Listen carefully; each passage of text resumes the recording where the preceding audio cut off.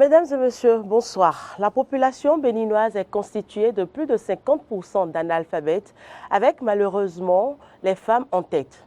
Dans cette lutte pour le développement, l'émancipation et l'épanouissement de la femme, il est primordial de se demander si ces objectifs peuvent être atteints sans l'instruction, la scolarisation ou encore l'alphabétisation de la femme. C'est une évidence que la réponse à cette problématique est négative. C'est donc pour cette nécessité que nous avons décidé, dans ce numéro de votre émission Tribune des femmes, d'aborder la problématique de l'instruction et de l'alphabétisation comme un instrument de développement et d'épanouissement de la femme. Pour en parler, bien évidemment, j'ai sur ce plateau Madame Ariane Haïté Assavedo, présidente de l'ONG AYAM. Je suis juriste des droits de la personne humaine, et Monsieur Zinsou Zangbe, j'y arrive, enseignant au département de linguistique et à l'université d'Abomey-Calavi. Chers invités, bonsoir, et bienvenue. Merci. Merci. La première rubrique de cette émission, parlons-en.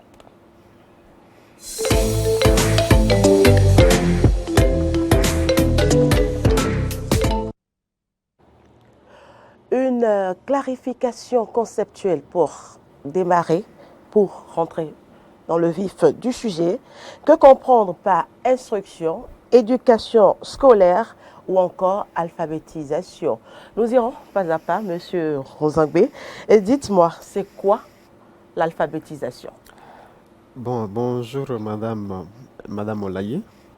L'alphabétisation, c'est l'action d'apprendre à lire et à écrire à quelqu'un. C'est-à-dire que c'est un processus au cours duquel on fait découvrir à quelqu'un ce qu'il ne savait pas. Donc, je voudrais également profiter pour dire, en fait, quand on parle d'alphabétisation, il y a dans le commun des mortels, on dit alphabétiser dans tel domaine. Moi, j'aurais souhaité, quand il s'agit d'alphabétisation, qu'on indique en fait le domaine qui accompagne l'alphabétisation. Ici, je parlais par exemple de l'alphabétisation en langue nationale. Ça veut dire que nous donnons des éléments, des notions en langue nationale à quelqu'un qui n'a pas les compétences en la matière. Donc c'est pour cette raison, quand on parle d'alphabétisation en langue nationale, ça suppose que c'est déjà en amont la personne qui ne sait ni lire ni écrire dans sa propre langue, et puis on lui donne les notions pour qu'il puisse savoir lire et écrire couramment dans sa propre langue. Et quand est-ce qu'on pourra parler de l'instruction? L'instruction, là, c'est un autre pan de la question. L'instruction, c'est l'action en fait de donner de nouvelles connaissances à quelqu'un. Et ici, quand on parle d'instruction, il y a deux volets. L'instruction, c'est d'abord, premièrement, donner des nouvelles connaissances à quelqu'un. Mais deuxièmement, il y a également, quand on donne une instruction, ça veut dire qu'on demande à quelqu'un de faire un travail. C'est-à-dire qu'un supérieur donne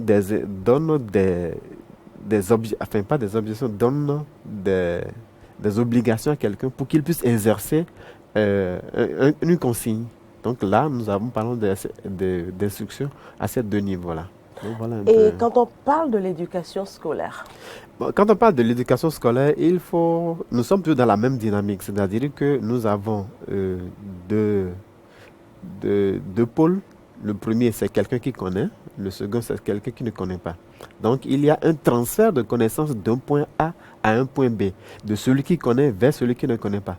Maintenant, quand on parle de scolaire, c'est-à-dire que c'est bien encadré. Là, c'est le lien que vous êtes en train de faire entre les trois concepts déjà. Oui, oui, c'est bien ça. Maintenant, pour ce qui est comme je le disais, du scolaire, c'est-à-dire que c'est bien encadré et là, il y a un cadre qui est retenu, il y a des programmes qui sont bien élaborés et le pôle A envoie des informations, des notions nouvelles, des connaissances au pôle B. Voilà un peu ce que je peux dire par rapport à l'éducation scolaire. Alors, Madame Assavedo, aujourd'hui, on ne peut pas parler de l'émancipation ou de l'épanouissement de la femme sans ces trois concepts, l'éducation scolaire, l'alphabétisation ou l'instruction. Dites-moi, quelle est l'utilité, selon vous, de ces trois concepts-là pour l'épanouissement et l'émancipation de la femme? Alors, merci. Je dirais que tout autant, ces trois terminologies sont importantes, autant pour la femme, autant pour l'homme. C'est important pour la femme en ce sens que quand nous partons de l'éducation, d'accord, l'éducation qui est dans l'Antiquité, qui va être définie comme la nourriture de l'âme, d'accord. Alors, quand nous partons de là, c'est tout ce qui est apporté à la personne humaine, donc à la personne de la femme, pour qu'elle puisse s'élever, élever son potentiel, s'émanciper, être plus dynamique, appréhender toute situation qu'elle doit vivre, auquel elle sera confrontée. Donc du coup, l'alphabétisation pour la femme, d'abord l'éducation pour la femme, elle est très très importante, d'accord. L'instruction, ça l'est encore plus de façon capitale parce que ça rentre dans le système éducatif, scolaire et tout. L'alphabétisation, comme le disait mon collègue tantôt, c'est cette capacité-là alors à permettre à la femme, dans ce sens, d'entrer en contact avec l'alphabet, d'accord, avec les chiffres, savoir les combiner pour pouvoir écrire des mots, lire, écrire des mots et comprendre le sens que cela a. Donc vous voyez que quand nous regardons ces trois-là, nous mettons ces trois-là ensemble, pour la femme ou la fille, c'est capital. Parce que tout ce dont elle a besoin, elle n'a pas forcément besoin de l'apprendre de quelqu'un. C'est dans les livres. Quelqu'un qui a été à l'école va être en train d'évoquer cela. Et il faut qu'elle puisse aller en contact de cette personne-là, de ces sources-là, pour s'instruire, pour s'informer, pour pouvoir faire face à ces réalités, à son vécu quotidien. Donc l'alphabétisation est capitale, surtout pour la frange de la population, c'est ce pourcentage de la population, plus de la moitié que vous aviez cité tantôt, parce que il faut forcément que cette couche de la population puisse participer de façon valable à son bien-être personnel, au bien-être des membres de son environnement, de la famille et autres, et participer également au développement de la nation. D'accord? En plus de ça, il faut savoir effectivement quel type d'alphabétisation nous sommes en train de quel type d'alphabétisation nous sommes en train de parler. Est-ce l'alphabétisation tout simplement traditionnelle ou bien l'alphabétisation fonctionnelle qu'on veut apporter aux filles ou aux femmes en situation précaire, je dirais, parce qu'elles n'ont pas... Parce que le second contribuerait mieux à l'épanouissement de la femme. Voilà. L'un et l'autre, mais l'alphabétisation fonctionnelle lui apporte une plus-value. Mais déjà l'autre, l'alphabétisation traditionnelle, la met en contact et des lettres et des chiffres. En fait, c'est juste les premiers. Voilà, simplement. Mais fonctionnel, on identifie son besoin ou le besoin de la communauté. Et on les met, c'est-à-dire on étudie et on cible, on choisit un certain groupe de femmes, ça dépend, puisque nous sommes en train de parler des femmes, sinon je peux l'élargir, enfin, on peut l'élargir à toute la population, d'accord? Et donc, du coup, on cible le besoin de la communauté, ce dont vous avez besoin. Par exemple, si nous prenons les filles déscolarisées, par exemple, elles sont là, elles ne font rien de leur vie. On peut les prendre, d'accord? Les recadrer, voir ce dont elles ont besoin, c'est-à-dire leur apporter justement l'alphabétisation en ce sens. Ok, vous, telle catégorie, qu'est-ce que vous voulez faire? Est-ce la coiffure? On va les alphabétiser et leur apporter tout ce qu'il faut en cette matière. En cette matière. Et l'alphabétisation, il faut que nous essayions de l'élargir un peu plus parce que l'alphabétisation, ça ne veut pas dire uniquement ce que nous disons là. Tantôt, dans les coulisses, vous étiez en train de parler de certaines femmes qui ne sont pas suffisamment instruites, mais qui sont sur des plateformes, qui sont sur les réseaux sociaux.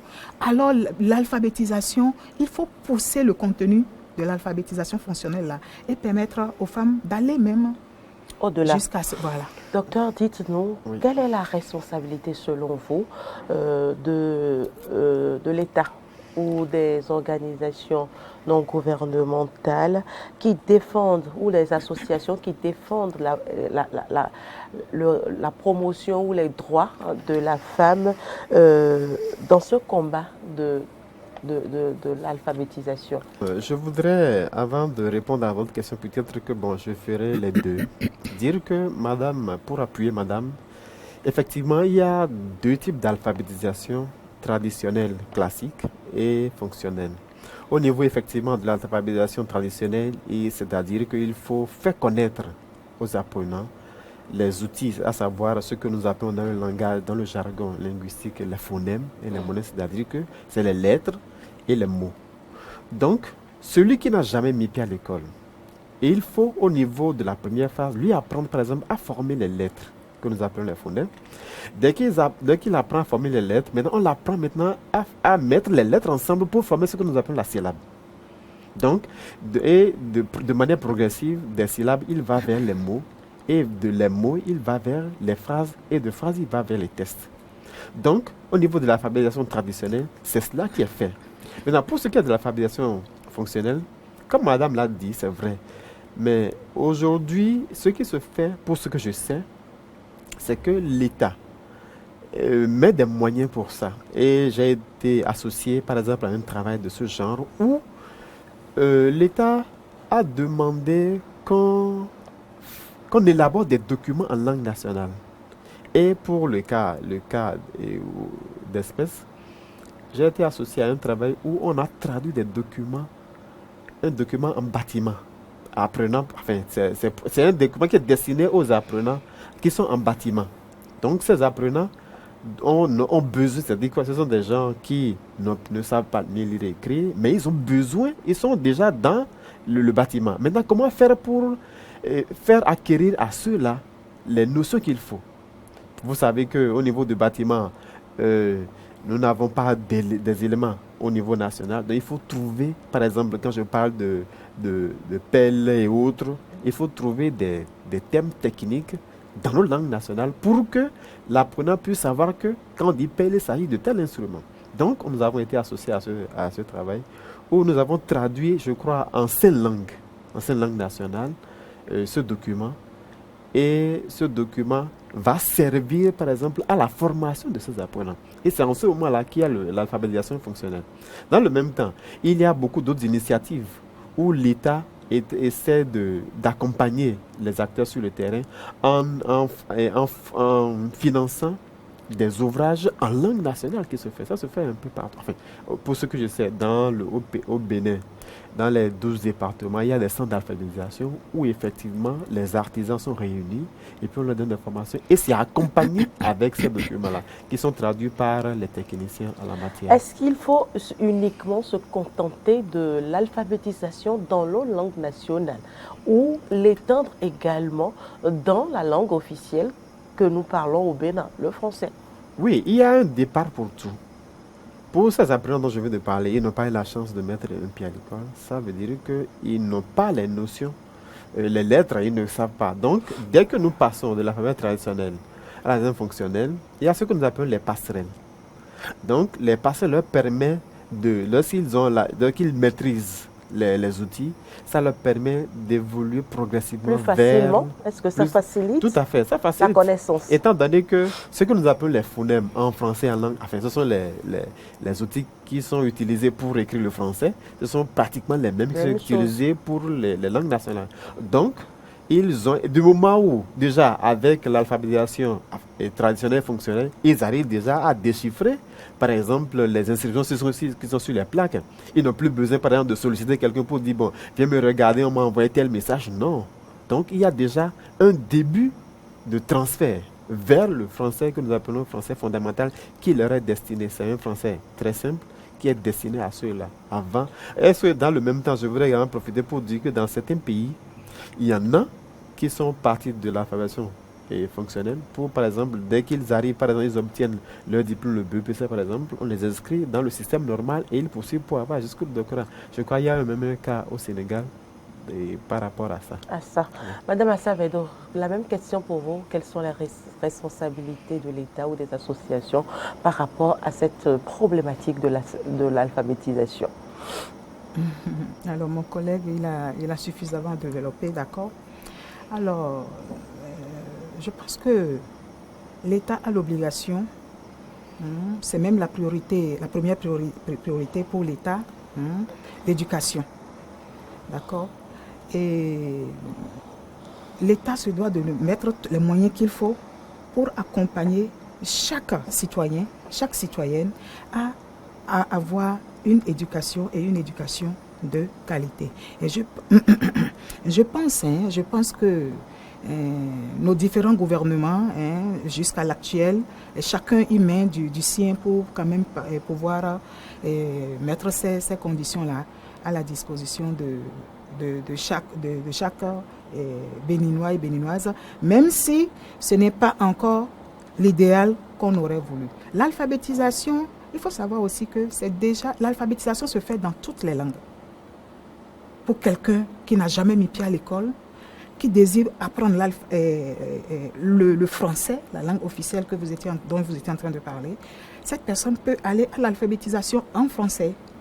Et donc, cette personne peut également choisir d'aller à l'alphabétisation en fond. Ça dépend de sa langue ou les langues que ces personnes-là souhaiteraient apprendre. Donc, chaque langue pourrait, c'est-à-dire les personnes pourraient aller à l'alphabétisation en ce sens. Donc, c'est des possibilités qui sont offertes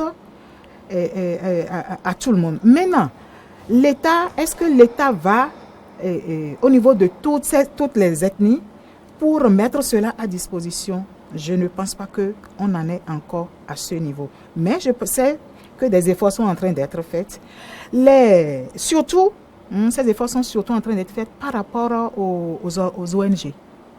Voyez-vous, ces associations sur le terrain, ce sont elles qui se spécialisent dans ces genres de lutte pour pouvoir permettre quand même à tout un chacun d'entrer dans la pleine jouissance de ses droits et à travers la connaissance, l'instruction, l'éducation, tout ça qui sont quand même des instruments de mesure. Je vais même dire que c'est un capital très déterminant pour l'acquisition de toutes les autres formes de capital. D'accord? Donc, du coup, l'éducation, l'instruction, l'alphabétisation, ça va permettre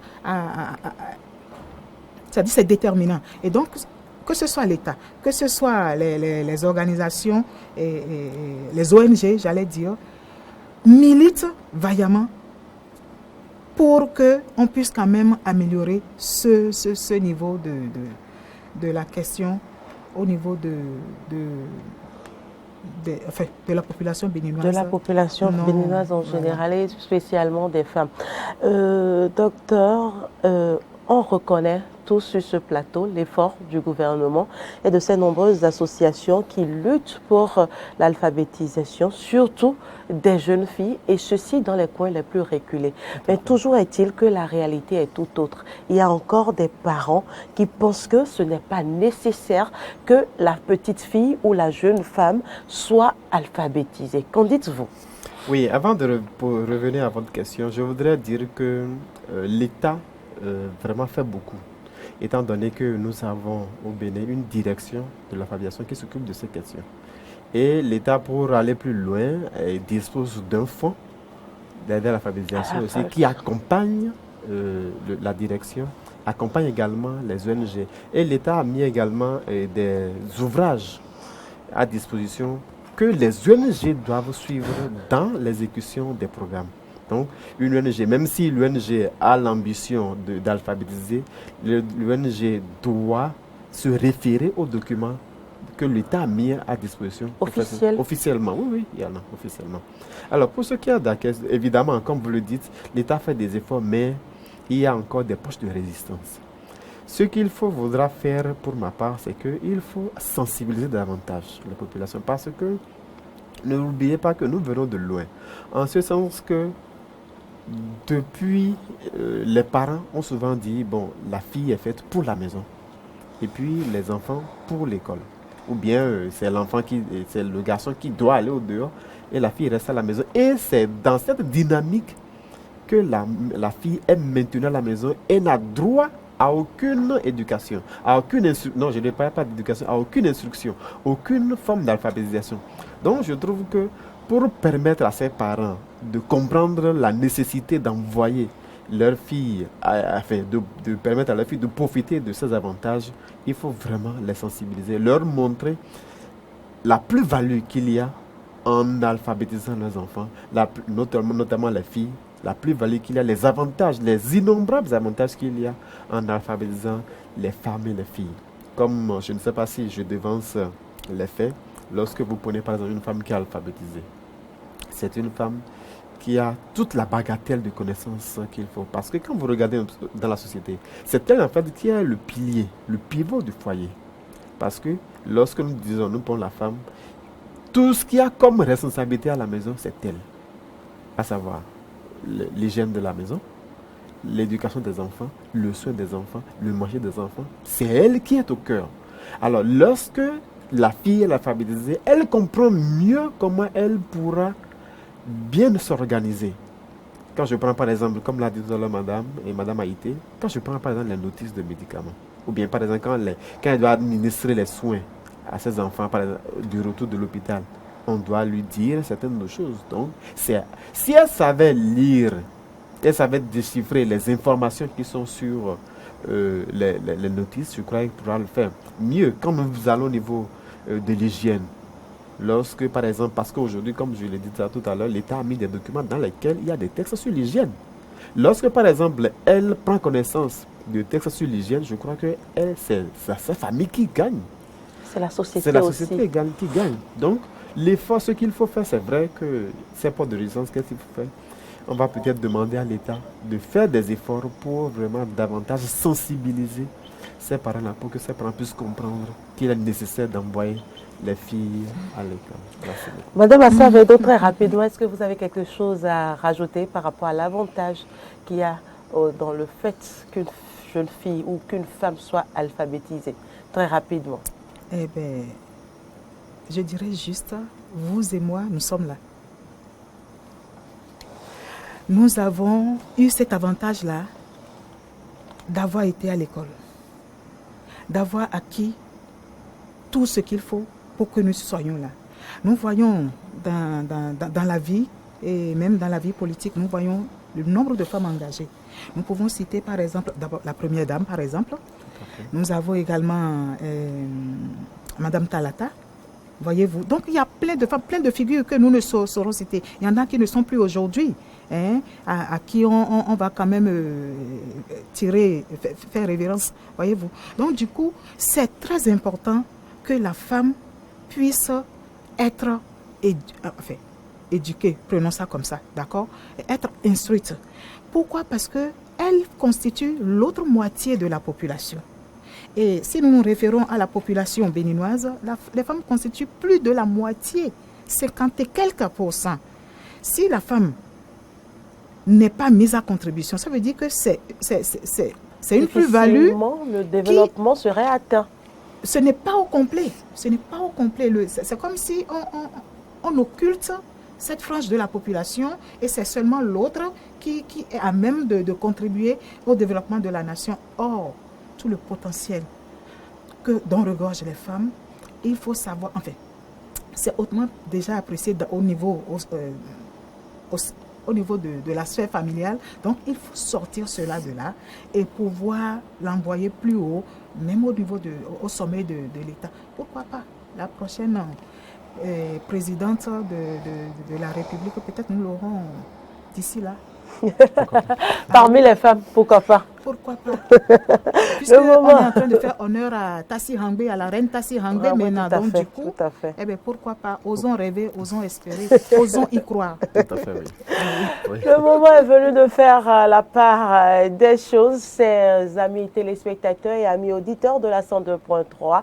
C'est la deuxième rubrique de cette émission, la part des choses.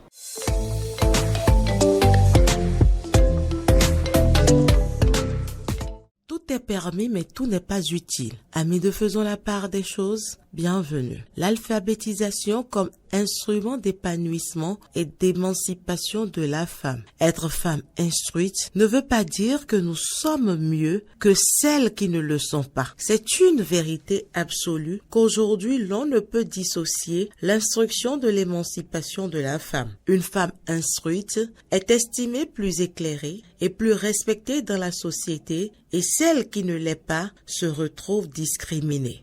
Les premiers acteurs de cette discrimination à l'endroit des femmes non instruites sont encore celles qui sont instruites. Elles se payent le luxe de se voir supérieures à celles qui ne le sont pas. Être une femme instruite ne veut pas dire qu'on est mieux que les autres. En effet, il existe de nombreuses femmes non instruites qui prospèrent au même titre, voire mieux, encore plus que les femmes intellectuelles dans le monde des affaires. Rendez-vous dans les grands marchés et vous comprendrez mieux. De même, mis à part le côté intellectuel, la femme non lettrée est réputée être une bonne épouse que celle qu'il est. Nous n'en voulons pour preuve que nos vieilles mères qui majoritairement non instruites ont su donner une éducation de qualité à leur progéniture, contrairement à la fuite de responsabilité qui s'observe aujourd'hui. De même, les femmes non instruites maîtrisent encore mieux les habitudes culturelles de leurs époux, à travers l'aimer, la transmission de la langue maternelle, des soins traditionnels et autres. On ne saurait donc parler de supériorité entre femmes instruites et non instruites. Alors, pourquoi se sentir supérieure aux femmes non lettrées? Nous sommes toutes des femmes, avec les mêmes droits, les mêmes devoirs et le même objectif du respect de nos droits. Au lieu de se croire supérieures aux autres, les femmes instruites doivent plutôt s'unir pour soutenir celles qui ne le sont pas, afin qu'elles puissent toutes s'épanouir et s'émanciper. C'est mon opinion et je la partage. Amis de Faisons la part des choses, ce sera tout pour ce numéro. À très bientôt.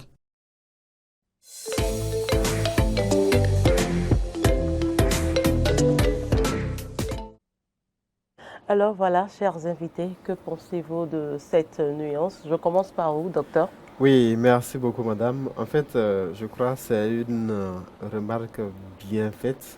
Et effectivement, c'est un fait de société, nous l'observons malheureusement. Et je trouve que c'est plutôt l'influence de l'école sur le comportement de tous les jours. C'est-à-dire que durant tout notre cursus, nous n'avons pas su pas faire la part des choses. Et malheureusement, nous ingurgitons tout ce qui vient de l'extérieur. Nous estimons que tout ce qui vient de l'extérieur est meilleur que ce que nous vivons tous les jours. Et malheureusement, ce qui se passe, c'est que notre culture s'éteint progressivement au profit de la culture européenne qui est une culture étrangère. Comme c'était dans l'élément, vous voyez.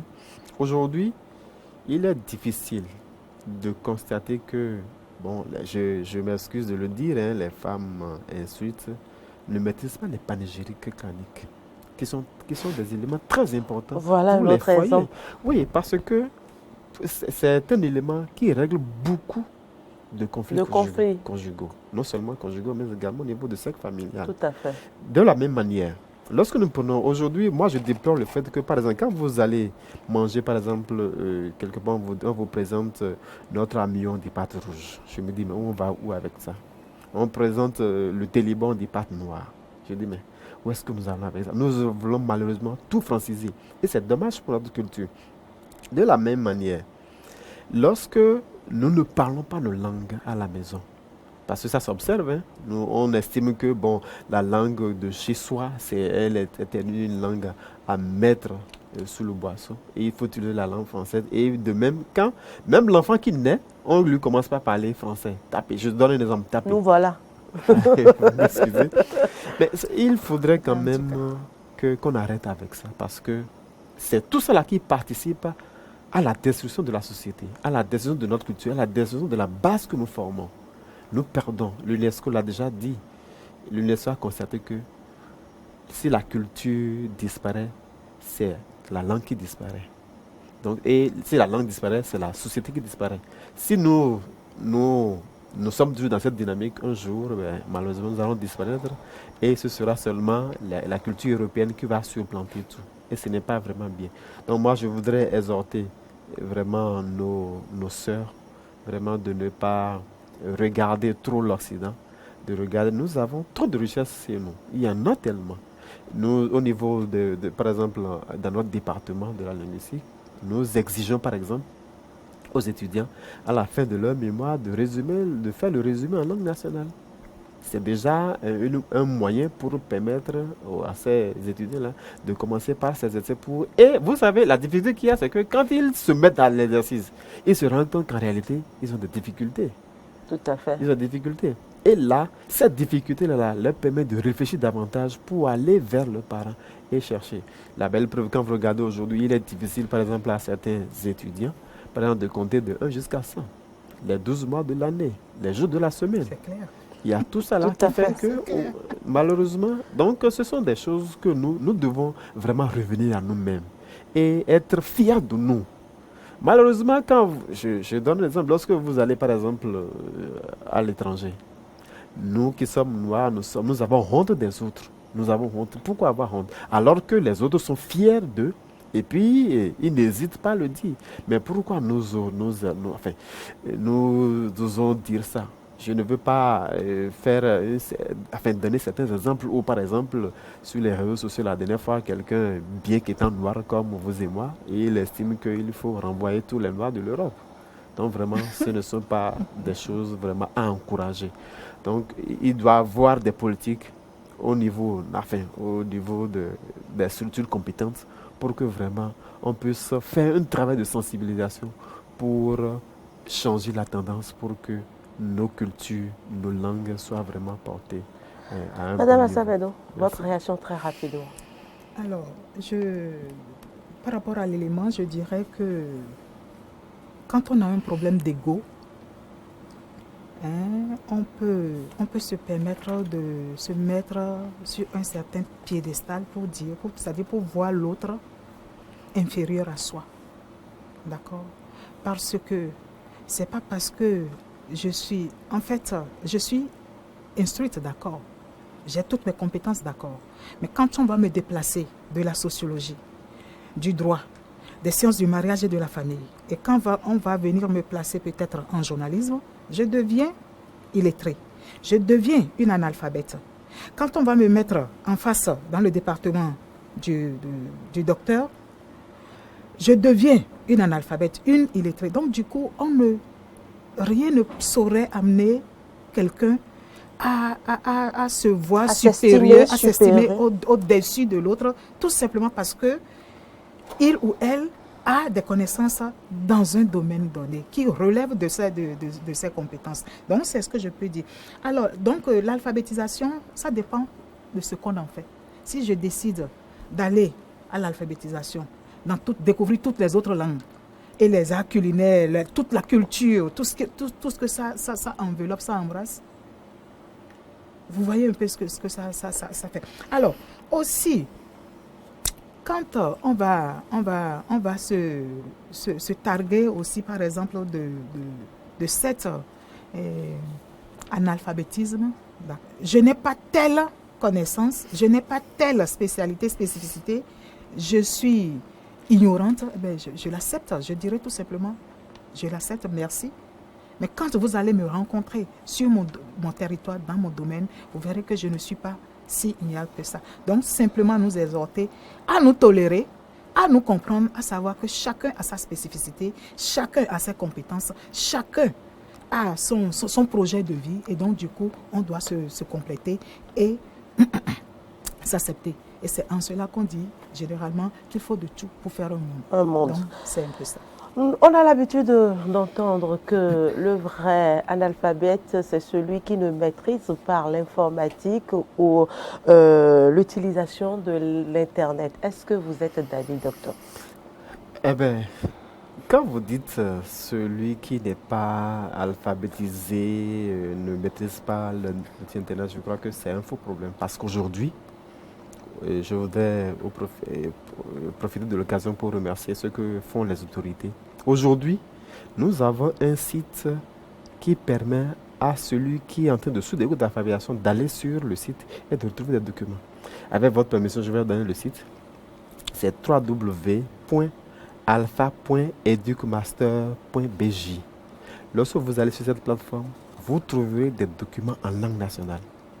Alors là, ça veut dire quoi? Ça veut dire que celui qui est un alphabète, comme vous le dites, qui suit des cours d'alphabétisation, et traditionnel ou bien fonctionnel, il a besoin des documents. Il va sur ce lien, il tape, il voit, il y a un certain nombre de langues. Il tape sur la langue et puis les documents sont là. Et puis, des documents en langue, pas en français. Des documents en langue sont là. Et puis il lit, il parcourt. Donc ça veut dire que la question de celui qui ne maîtrise pas l'information, aujourd'hui même, c'est obligatoire. Parce qu'il n'y a rien qui ne se fait aujourd'hui sans que le TIC n'intervienne. Donc pour cette raison, c'est un faux problème de dire qu'il faut sortir de l'Internet de ce qu'il y a. Non, c'est un faux problème. Au contraire, tout le monde, les parents qui sont en train de s'exercer, ils n'ont qu'à faire l'effort de s'associer bien, ils n'ont qu'à faire l'effort d'épouser en fait ce nouvel outil qui est l'Internet pour pouvoir vraiment être à la hauteur ou bien à l'heure ou bien au moment pour vraiment suivre les informations. Madame Assavedo, comment pensez-vous que l'Internet peut aujourd'hui contribuer à l'épanouissement et à l'autonomisation de ces nombreuses femmes?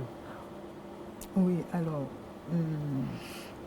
nous sommes à l'ère de numérique. Et donc, forcément,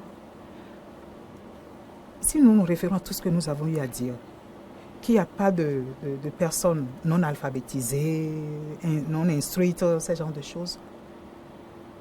Aujourd'hui, vous voyez qu'il y a des femmes qui ne sont pas allées à l'école de façon formelle jusqu'à finir l'université, doctorat, des diplômes, mais qui, quand vous les voyez en train de manipuler, c'est-à-dire de se positionner sur le net, l'Internet, parce qu'elles sont entrepreneurs, parce qu'elles sont même des coachs de vie simplement, c'est-à-dire des conseillères conjugales, vous les voyez dans leur logique, dans leur business, c'est-à-dire dans ce qu'elles connaissent.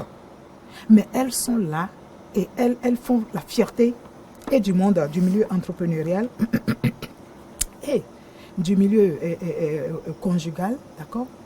Elles sont là, elles donnent des conseils.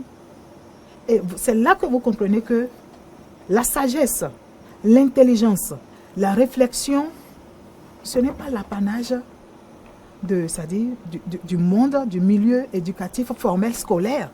Ce n'est pas parce que je ne suis pas allée à l'école que je ne suis pas intelligente. Donc les femmes, il y a bon nombre de femmes s'approprient justement cet outil-là et se vendent, c'est-à-dire elles font la promotion de ce qu'elles savent faire.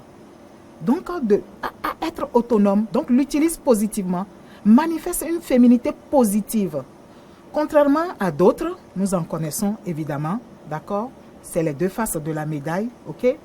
Donc, je ne vais pas trop m'attarder sur le côté négatif, mais nous voulons plébisciter, nous voulons dire bravo à toutes ces femmes, toutes ces filles qui utilisent positivement l'Internet pour s'autonomiser, pour s'éduquer, pour en apprendre, pour s'ouvrir, pour rêver, pour voyager. Parce que c'est comme la lecture, c'est comme les livres. À travers les livres, on voyage. Je suis ici au Bénin, mais je peux lire quelque chose sur les États-Unis, je peux lire quelque chose sur l'Espagne, je peux lire quelque chose sur la Chine, et ça m'emmène ou écouter ou entendre, voyez-vous. Donc du coup, c'est un peu ce qu'il faut retenir de l'utilité, de l'usage que font, c'est-à-dire qu'on doit faire d'éthique, d'accord, pour la gente féminine. Déplorer bien évidemment les autres dérives, usages, qu'on en fait, les déviances qui et tout ça. Découlent également. Voilà. Docteur, dites-moi comment encourager les nombreuses femmes analphabètes encore ou non instruites dans ce sens-là? Bon, comment les encourager? C'est toujours la sensibilisation. Alors, il y a la sensibilisation et également le besoin. En réalité, quand vous reprenez, c'est vrai, j'appuie Madame Haïté par rapport à ce qu'elle a dit. Quand vous prenez par exemple les couturières, les coiffeuses et autres, lorsque par exemple elles ont besoin de demander à leurs clients, bon, j'ai fini, elles font WhatsApp. Audio. Alors que, oui, elles font audio. Alors qu'elles n'ont pas eu la chance c'est-à-dire qu'il y a ce qu'on appelle le minimum. Dès que le minimum est sûr, je crois que il n'y a pas de problème qui se pose. Donc, pour les amener, c'est-à-dire qu'elles ont déjà commencé. Ce qu'il faut peut-être leur dire, c'est faire en sorte qu'elles poursuivent.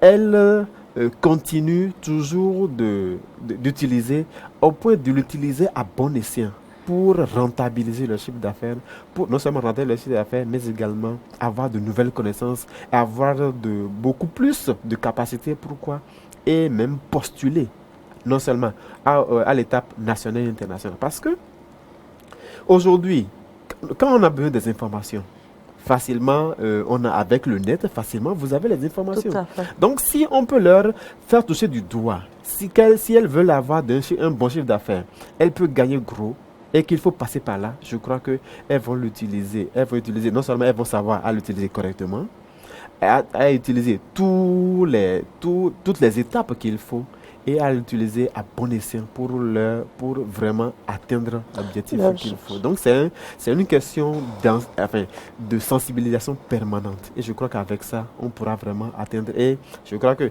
ce n'est pas les femmes, elles aiment quand même qu'on puisse les voir pour dire, ah, c'est telle femme, elles aiment ça. Donc vraiment, si nous, elles aiment ça. Mais si vraiment, on leur dit que pour y parvenir, il faut passer par l'Internet et que voici les outils, je crois qu'elles vont se mettre au travail et vraiment réussir dans ce domaine. Entamons à présent la dernière rubrique de cette émission, c'est les minutes du coach avec la coach Gladys Agege Adam Souley.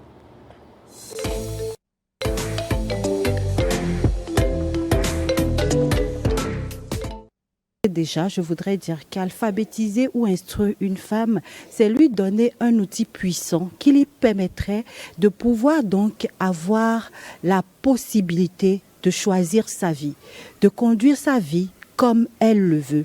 Et donc, l'alphabétisation comme l'instruction n'a que des avantages pour la femme, pour la famille et pour le pays tout entier.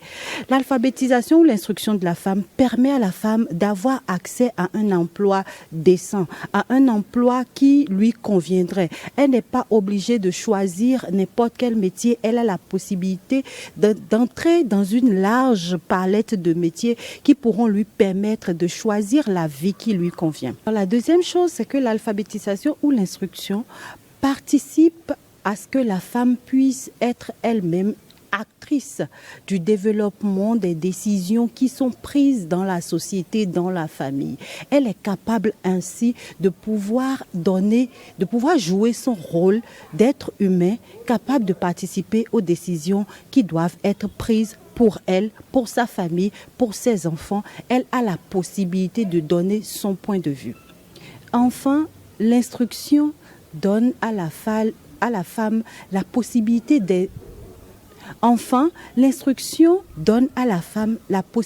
d'aider ses enfants dans leurs études. Une femme qui est instruite a la possibilité de pouvoir aider ses enfants, de pouvoir les accompagner dans leurs études, de donner son point de vue, de vérifier que les enfants ont bien fait leurs devoirs, etc. Ce qui est très important, surtout quand on est dans une famille monoparentale où elle est le seul parent qui éduque ses enfants. Et donc, à partir de ce moment-là, elle a la possibilité de mieux éduquer ses enfants, de mieux participer à leur éducation à l'école et donc d'être capable de leur donner un meilleur avenir. Elle peut aussi évidemment pour ses enfants leur donner une certaine hygiène, participer à ce qu'ils vivent bien. Une femme instruite est capable de bien donner des médicaments à ses enfants. Une femme instruite est capable de comprendre les directives qui lui sont données à l'hôpital lorsqu'elle accouche. Bref, l'instruction ou l'alphabétisation de la femme n'a que du positif. Et il est important que toutes les filles aujourd'hui aillent à l'école pour un meilleur avenir pour notre pays, le Bénin, pour les femmes en entier, pour les hommes évidemment et pour toute la société. C'était moi, Gladys.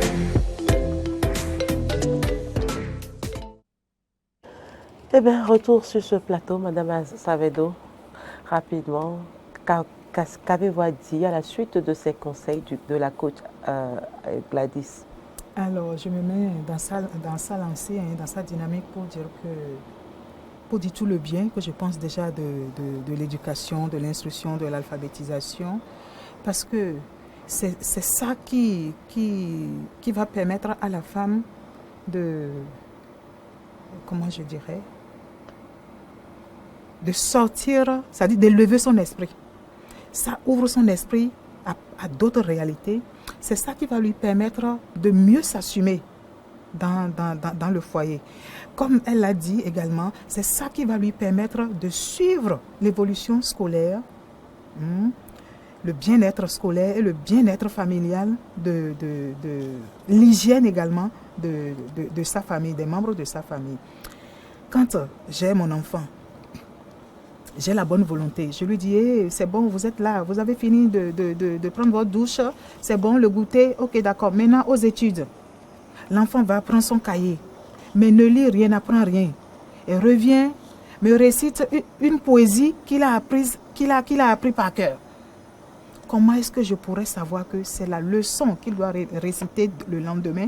C'est ça qu'il ou elle est en train de me réciter là comme ça. C'est pas possible. Or, quand la femme est instruite, quand elle est alphabétisée, même dans la langue française, elle peut quand même suivre un peu ce qui se passe dans le cahier et dire, ah non, attention, là, je ne crois pas que nous sommes en phase. Ce que tu es en train de me dire, ça ne correspond pas à ce qui est dans le cahier. Donc, elle arrive à suivre ce qui se passe dans son foyer, arrive à maîtriser, c'est-à-dire à accompagner ses enfants, à accompagner même son époux, parce qu'il y a des décisions qui pourront être prises, il y a des documents qui vont arriver à la maison pendant que peut-être monsieur, mon mari n'est pas là. Et je suis à même de déchiffrer, c'est-à-dire d'ouvrir ces courriers-là pour dire, bon, ok, je prends connaissance de ça, et l'action, la suite à donner à ces courriers, à ces documents, je les pose, je les mène. Donc voilà un peu tout le bien qu'on peut dire de l'instruction, du fait que les filles soient plus valorisées dans le système éducatif, mis à part le cocon familial. Vous connaissez les autres faits socio-professionnels. Donc, docteur, voilà. Oui, votre madame. réaction très rapidement. Alors, par rapport à ce que la coach vient de dire, moi je voudrais ajouter, c'est-à-dire j'adhère à tout ce qui est dit, mais je voudrais ajouter que, au-delà de tout ça, la femme, elle peut entreprendre. Tout à l'heure, elle a dit que la femme peut avoir accès à l'emploi, mais quand elle ne trouve pas l'emploi, pour avoir reçu des compétences en la matière, je crois qu'elle peut entreprendre, créer elle-même son entreprise et avoir des apprentis, bien des bénéficiaires et conduire son entreprise. Elle peut même innover, c'est-à-dire qu'elle innove dans ce qu'elle fait. Alors, quand je prends par exemple, quand vous parcourez un peu de Cotonou, quand vous regardez, il y a, je prends au niveau des dessins, vous voyez à des endroits donnés, le dessin n'est pas bien fait. Et pourtant, c'est exposé. Alors que je suppose que si la femme, quelqu'un qui est alphabétisé, pourra dire, mais ce que j'ai fait là, ce n'est pas bien affiné. Avec un peu de recul, il va dire, mais ce n'est pas bien affiné, qu'est-ce que je fais? Puisque elle a déjà la notion pour bien tracer, je crois que ce sera fait et sera bien affiné. Ce sont également un autre avantage de quelqu'un qui est alphabétisé. Donc voilà ce que je peux ajouter par rapport à ce que la coach a dit.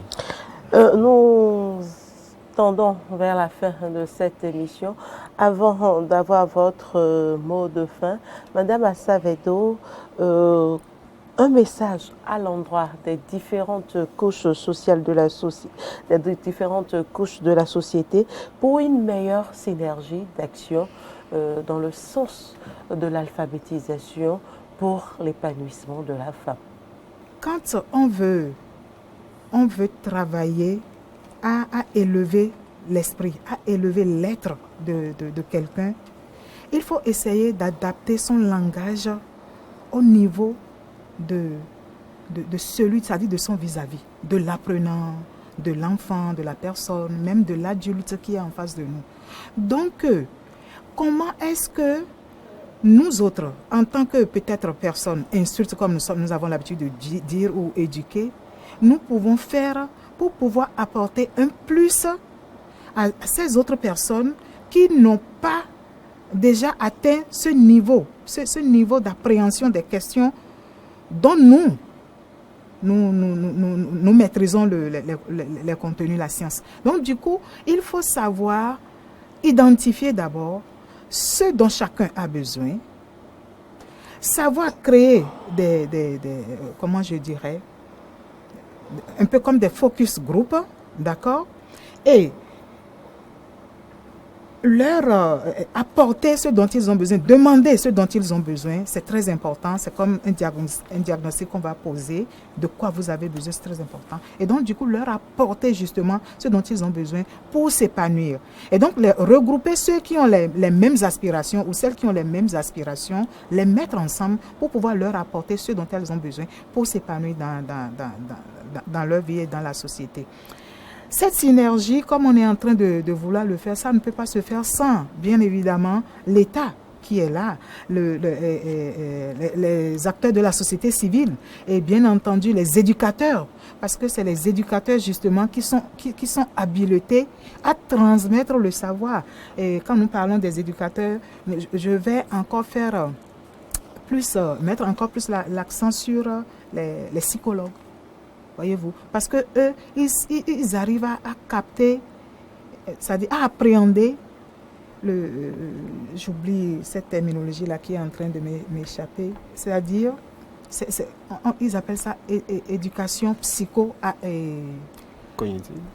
Voilà, psycho-cognitive. Donc, du coup, ça amène ces éducateurs-là, d'accord, à mettre l'apprenant dans les conditions qu'il faut, à découvrir son être et à lui transmettre, c'est-à-dire se mettre au même niveau que lui et à lui transmettre justement ce dont il a besoin pour qu'il puisse capter rapidement et puisse rendre. Donc voilà un peu comment je pense on doit pouvoir créer cette synergie-là, et l'État et les acteurs de la société civile et les apprenants et les éducateurs ainsi que les apprenants. Voilà. Docteur, très rapidement, quel conseil pour la jeunesse, la jeune fille non scolarisée très tôt? Quel conseil pour la jeune femme non scolarisée, non alphabétisée, pour son épanouissement à travers l'alphabétisation? Bon, ce que je vais dire je ne sais pas si c'est déjà le mot de fin. On est déjà presque au terme de cette émission. Alors, moi, je voudrais aller, si vous le permettez, je voudrais aller au-delà pour dire que, en fait, cette question d'alphabétisation concerne l'État. C'est vrai que l'État fait beaucoup déjà, mais on aurait souhaité que l'État fasse davantage en ce sens que c'est un facteur de développement. Le développement, surtout à la base. Donc l'État, il fait déjà, nous savons ce que l'État fait, mais on aurait souhaité que l'État apporte davantage, appuie davantage ce qui est fait. Parce que lorsque le cocon familial est bien éduqué, je crois que c'est le pays qui est éduqué, c'est le développement. Tout entière qui en bénéficie. Et voilà. Donc je voudrais demander à l'État vraiment de continuer et d'accompagner davantage le sous-secteur de l'alphabétisation. Deuxième chose, je voudrais inviter les PTF, ils le font déjà. Également, je leur demande vraiment de soutenir l'État dans sa politique d'alphabétisation et de soutenir ce qui se passe dans ce sous-secteur. Troisièmement, je voudrais inviter les universitaires à travailler davantage, à former davantage les étudiants dans ce sens pour qu'on ait désormais des outils didactiques pour l'alphabétisation. C'est vrai qu'il y en a pas suffisamment. Donc, je voudrais demander à mes collègues de travailler davantage pour que nous ayons une documentation fournie pour vraiment répondre aux préoccupations, aux besoins, préoccupations de l'alphabétisation. Et enfin, vers les filles et leurs mamans, de ne pas rester fermées. C'est une opportunité pour elles vraiment de se faire alphabétiser. Parce que l'alphabétisation, nous le savons, ça les amène à sortir de l'ornière. C'est comme si elles étaient dans l'obscurité. La façon les sortira pour les mettre à lumière, vraiment pour qu'ils puissent être sur la planète. Je ne sais pas si le mot est bien indiqué, mais on va les sortir de leur coin pour les faire grandir et participer activement au développement de ce pays. Parce que sans elles, nous ne pouvons rien faire, nous ne pouvons pas aller loin. Donc je demande aux parents qui sont toujours réticents de bien vouloir faire le nécessaire pour que vraiment les filles vraiment puissent être instruites, alphabétisées vraiment pour le développement de ce pays. De la nation. Merci beaucoup. Merci à vous, chers invités, pour toutes ces précisions. Chers amis téléspectateurs et amis auditeurs de la 102.3, merci d'avoir pris le rendez-vous de Tribune des femmes sur Eden TV et sur Diaspora FM. C'est la fin de cette émission. Merci pour l'attention et à très bientôt pour un autre numéro de votre émission Tribune des femmes.